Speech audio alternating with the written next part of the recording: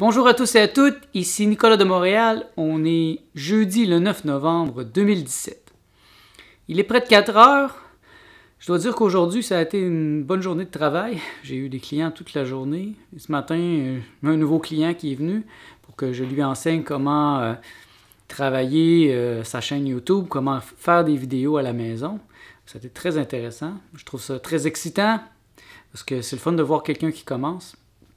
Et ça me rappelle aussi quand j'ai commencé, l'excitation.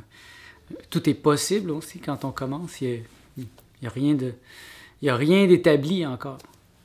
Vous voyez, là, je commence à trouver un style dans la manière que je présente mon vlog. Et les premières journées, je ne savais pas dans quoi je m'en allais. Donc, il y avait comme une excitation. Et je suis vraiment très heureux de la transmettre à des gens qui veulent commencer aussi à faire un travail au niveau de YouTube, au niveau de la vidéo. J'ai reçu un commentaire intéressant d'un d'entre vous sur ma vidéo d'hier et je voulais l'aborder aujourd'hui. Pourquoi chercher à se torturer l'esprit pour trouver le chemin idéal qui réglera un grand ensemble de problèmes si de toute façon on va mourir et que le système n'en fait qu'à sa tête? Donc premièrement, fais attention avec les « on ». Moi, je n'aime pas les « on » parce que là, tu m'inclus dans le « on ». Tu vas mourir, peut-être, mais moi, je ne vais pas mourir. Je suis immortel. Je suis un immortaliste. Donc, quand je pense les problèmes, moi, je les pense dans un point de vue d'un immortel. C'est-à-dire que si tu ne règles pas ton problème maintenant, t'imagines, tu vas l'avoir pour l'éternité. Et moi, je suis un immatérialiste aussi, donc c'est pas parce que mon corps physique va dépérir ou même peut-être mourir que Nicolas Lehoux va disparaître, que ma conscience va cesser d'être. Et c'est donc dans cette optique que je me dois d'adresser les problèmes lorsqu'ils viennent à moi. Et je ne peux pas les mettre comme ça en dessous du tapis en pensant que je vais les oublier parce que dans l'éternité, j'aurai tout le temps de revenir à ces problèmes. Et donc moi, je veux constamment régler les problèmes au fur et à mesure. Et ça m'a beaucoup servi dans ma vie.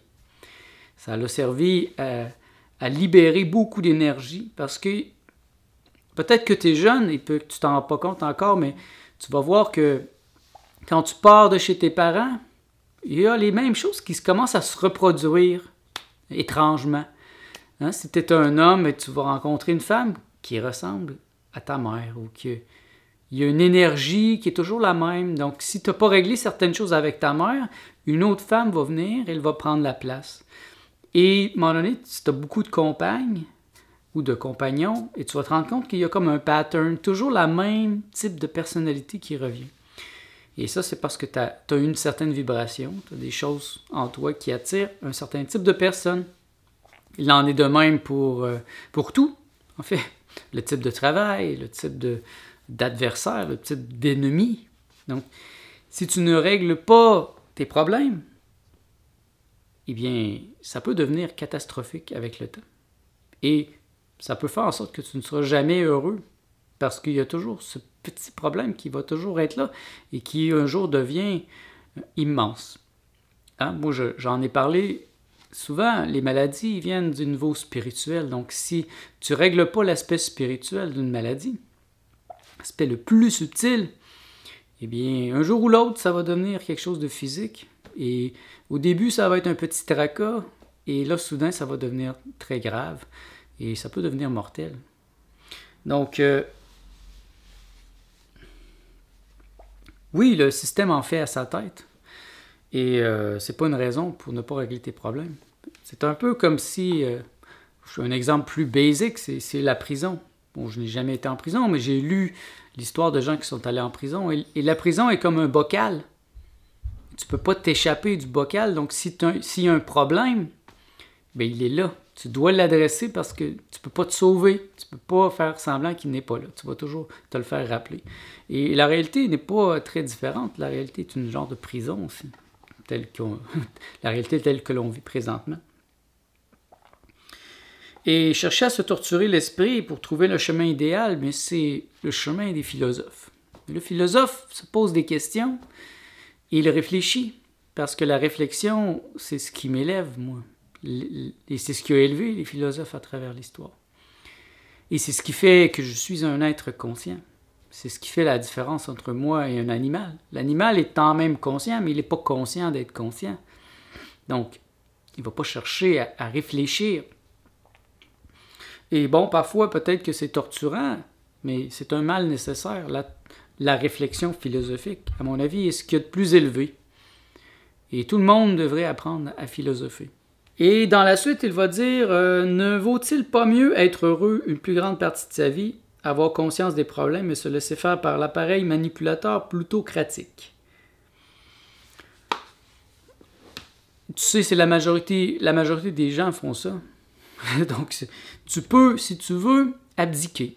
Tu peux faire comme la majorité et tu n'auras peut-être jamais de gros problèmes.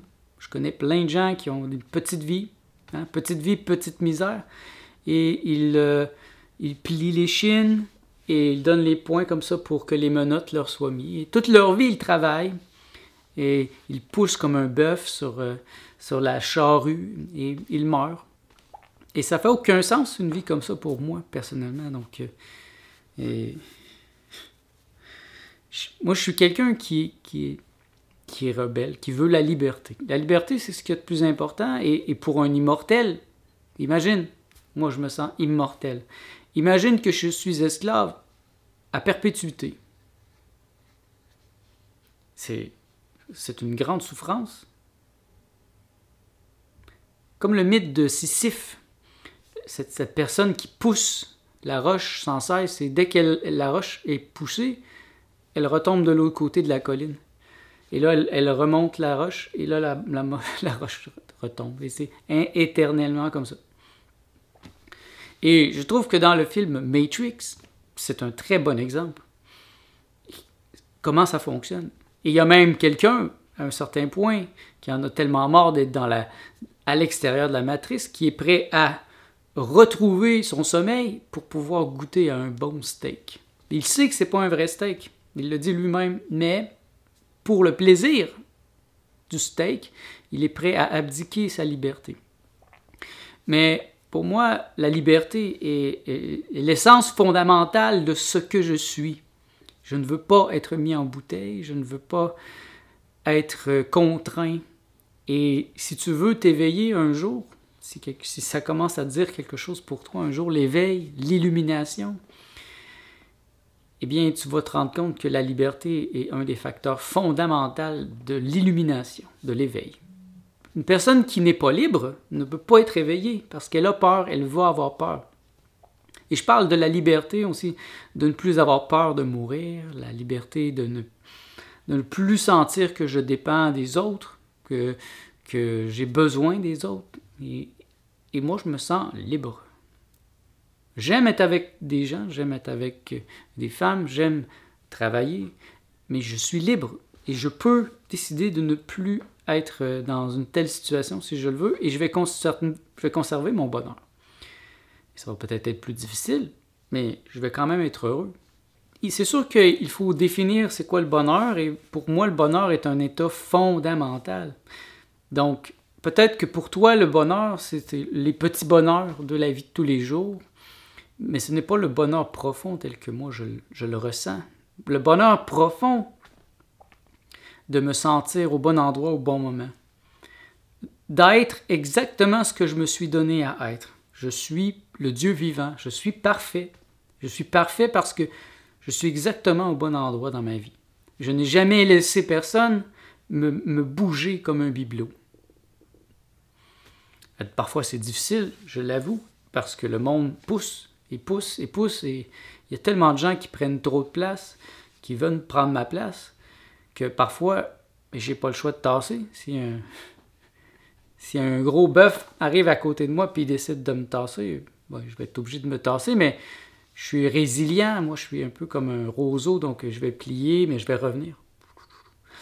Et encore à 42 ans, je peux dire que je me sens libre et j'ai conservé une liberté dans ma pensée.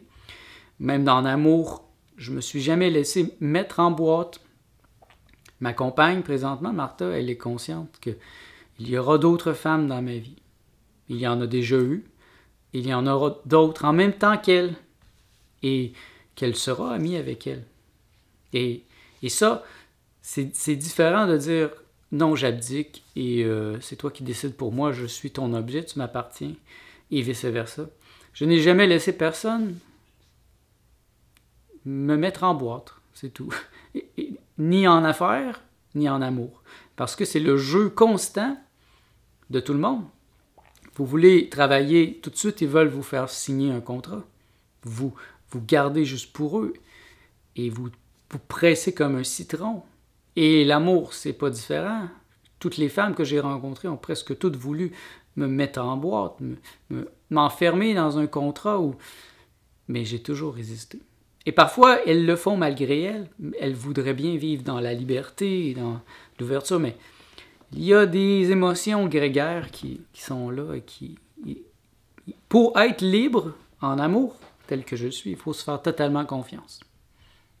J'ai totalement confiance en moi-même, en mes capacités, ma capacité de me renouveler, ma capacité d'être heureux sans l'apport de personne. Donc, je n'ai pas besoin de personne pour être heureux. Et donc, les femmes dans ma vie sont des suppléments.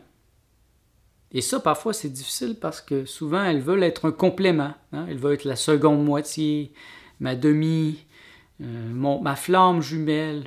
Mais moi, je ne crois pas à ce type de concept parce que c'est un concept qui me réduirait à la moitié de quelque chose, la moitié de quelqu'un. Et je ne peux pas être complet si je suis la demi de quelqu'un. Donc, jamais dans ma vie, je serai la demi de quelqu'un et je ne serai pas la demi non plus de l'appareil manipulateur plutocratique qui voudrait absolument que je sois un pion.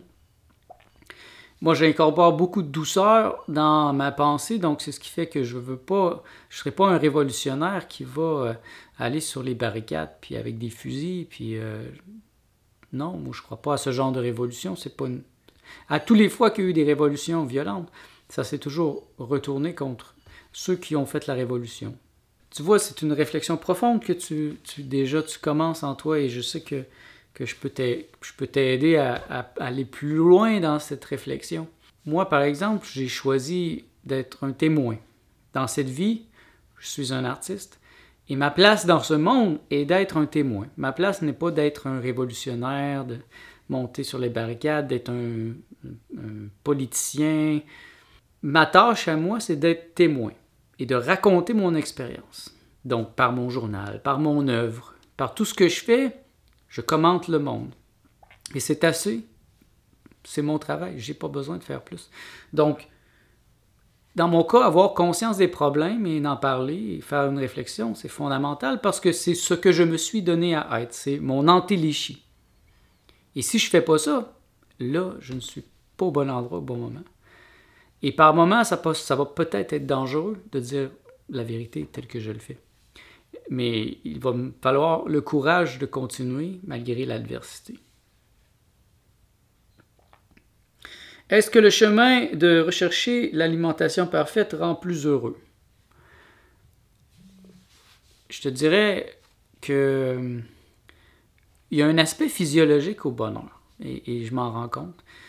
Tu as peut-être remarqué quand tu es malade ou quand tu as la grippe, ou quand tu as quelque chose, ou une maladie grave, c'est plus difficile d'être heureux. Quand il y a des coups durs, quand il y a quelque chose qui se passe, c'est plus facile, c'est moins facile d'être heureux. Et c'est pour ça qu'en grandissant, c'est la volonté du bonheur qui s'établit. Parce que je trouve que c'est facile d'être heureux quand on est jeune, à moins d'avoir des grosses maladies, et d'avoir des choses, des coups durs, ou d'avoir de la violence.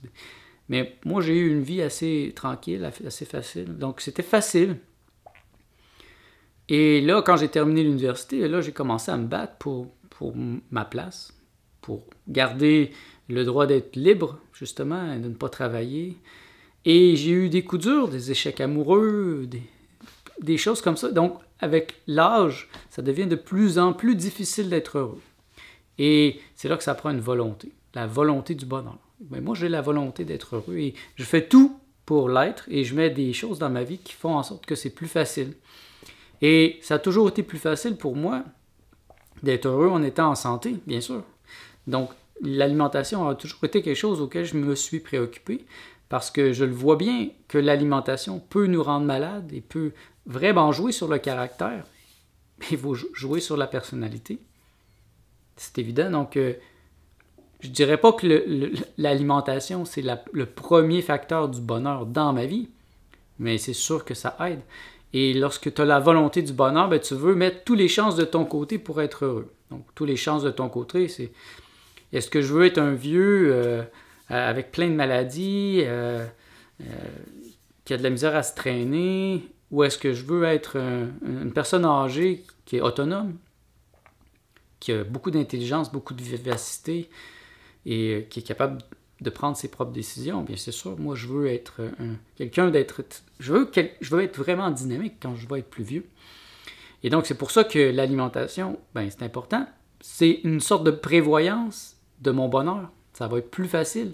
Et en même temps, c'est plus facile de se faire des amis, d'avoir des gens autour de soi lorsqu'on est heureux, lorsqu'on est en santé, parce qu'on attire aussi des gens qui sont en santé. Et ceux qui sont malades, ben, ils attirent des gens qui veulent s'occuper de gens malades. Et il y a une vibration de maladie toujours. Et je trouve ça très dangereux à long terme. D'avoir des gens qui sont... Il y a des gens qui sont comme des vampires, qu'ils vont vers les gens malades parce qu'ils sont malades eux-mêmes et ils vont vampiriser leur énergie parce que les gens malades ont besoin d'eux. Et ces gens-là ont beaucoup de difficultés avec moi parce que moi, j'ai pas besoin d'eux. Et toutes les femmes qui sont venues dans ma vie, qui ont voulu que j'aie besoin d'elles, ils sont repartis très rapidement parce que je me sens totalement libre et je n'avais pas besoin d'elles pour être heureux, pour me compléter. Et malheureusement, ces femmes avaient un désir profond d'être complétées parce qu'elles-mêmes se sentaient vides ou demi. Et donc, elles cherchent la flamme jumelle. Eh bien, moi, j'en ai pas de flamme jumelle. J'ai des amis de mon naissance, très différents. Donc, je peux avoir plusieurs amis, de mon naissance, tant que je peux avoir plusieurs amis de mon naissance. Et c'est là que la liberté joue un grand rôle. Autant je peux avoir plusieurs clients, et ça me donne une grande liberté de fonctionnalité. J'ai eu une petite baisse dans les dernières semaines, mais j'ai quand même eu plein de clients qui sont là depuis des années. J'ai eu des nouveaux quand même qui sont venus. Donc, je ne dépends pas d'un client que si là, il me décide qu'il ne me donne plus rien, parce que j'avais un très gros client qui là, me donne pratiquement plus rien. Ben, je ne suis pas fâché. Je sais que c'est les rythmes du domaine dans lequel je suis. Et j'ai d'autres clients de toute façon, donc je ne suis pas dépendant d'eux. Et c'est rarement le cas. La majorité des gens ont un emploi, une manière de faire de l'argent. Et là, ils sont stressés quand ça ne marche pas bien. Ils ne savent pas quoi faire parce qu'ils n'ont pas d'autres options. Mais moi, j'ai des options. Mais c'est ça la liberté. Se donner la liberté, c'est se la donner dans tous les domaines. Pour moi, réfléchir, c'est quelque chose de très important. Comme m'étirer le matin. Moi, chaque matin, 5 jours par semaine, je fais des étirements. J'ai une routine, les Psycho-Calisthenics, et je m'étire. C'est des étirements un peu dans le style du yoga, mais c'est vraiment physique. Je fais aussi une méditation de 20 minutes. Et j'écris mon journal, ou je fais mon vlog, l'équivalent d'un journal. Et au niveau intellectuel, bien sûr, je veux rester en santé intellectuellement. Donc, pour rester en santé intellectuellement, je me frotte constamment à des gens très intelligents. Si je ne les trouve pas dans la vie physique, je vais dans ma bibliothèque. Et là, je trouve les gens les plus intelligents du monde. Et je cherche à les comprendre, à entrer dans leur vibration pour rester vivant et réfléchir. Et ça, c'est très important. Donc, c'est la différence entre quelqu'un qui est vieux et qui a de l'Alzheimer, qui oublie tout et qui n'est plus autonome, et un autre qui est complètement autonome. Je vous ai déjà parlé de ma grand-mère. Ma grand-mère a maintenant 102 ans. Et à 99 ans, elle était encore autonome. Elle demeurait dans son appartement, elle faisait sa nourriture, elle s'occupait de ses choses. Là, elle est un petit peu plus fragile. À 102 ans, ça commence à paraître, mais c'est une femme très, très sharp et elle a une très bonne mémoire. Et c'est évident que toute sa vie, elle a travaillé sa mémoire, elle a travaillé cet aspect-là parce que ça lui ressemble. Et donc, quand on est vieux, plus on vieillit, plus on ressemble à ce qu'on est vraiment. Quand on est jeune, c'est facile, on n'a pas aucun pli dans le visage, on est tout beau, tout parfait, pas de maladie, rien. Et là, en vieillissant, soudain, les plis commencent à apparaître dans le visage. Le visage est un livre. Comme ceux qui ont deux grosses deux grosses lignes ici, c'est des gens qui sont soit fâchés ou qui ont souffert ou qui pensent beaucoup comme ça. Vous voyez, mais vous voyez, j'en ai pas vraiment. Et on peut avoir des pas de doigts de quelqu'un qui est heureux. Et ça commence à paraître à 50, 60, 70. Et on est un livre ouvert lorsqu'on a passé un certain âge. Et moi, je veux être un beau livre. Et je veux rayonner, je veux avoir un visage de quelqu'un qui a été heureux dans sa vie. Il y aura peut-être eu des périodes plus difficiles, des périodes où c'était douloureux, où j'aurais peut-être aimé changer de planète. Mais si je regarde ma vie dans son entier, j'ai été heureux. Et ça paraît parce que si on regarde mes bandes dessinées, par exemple, j'ai jamais fait des bandes dessinées où c'était dark, où c'était vraiment triste. Toujours, mes bandes dessinées, il y a toujours eu de l'humour. Et quand c'est devenu abstrait, ben, c'était la lumière, c'était des couleurs. C'était toujours la beauté, mais la beauté joyeuse. Donc moi, je suis quelqu'un de joyeux. Et j'aimerais vous inspirer à être joyeux aussi. Si vous avez d'autres questions ou des réflexions, n'hésitez pas à m'en faire part. J'ai vraiment le plaisir de réfléchir avec vous. Et ensemble, on peut changer le monde, mais il faut se changer soi-même. Et si je me change moi-même, et c'est tellement intense que j'ai réussi à inspirer des gens, et ces gens-là vont inspirer d'autres gens, ils peuvent inspirer leurs enfants. Et c'est des petites choses comme ça qui feront qu'un jour, que l'appareil manipulateur plutocratique pourrait ne plus avoir de contrôle sur nous si on prend tranquillement notre propre liberté en main et qu'on arrête d'être des esclaves. Moi, je n'ai pas besoin de l'appareil manipulateur plutocratique. Je dis non merci. Non merci à tous ceux qui veulent m'enlever ma liberté. Vous n'aurez pas cet aspect de moi. Je suis fondamentalement libre et c'est ce que je vous souhaite. Soyez libre dans tout ce que vous faites. Alors, merci d'être à l'écoute. On se revoit demain. Bonne soirée à tous.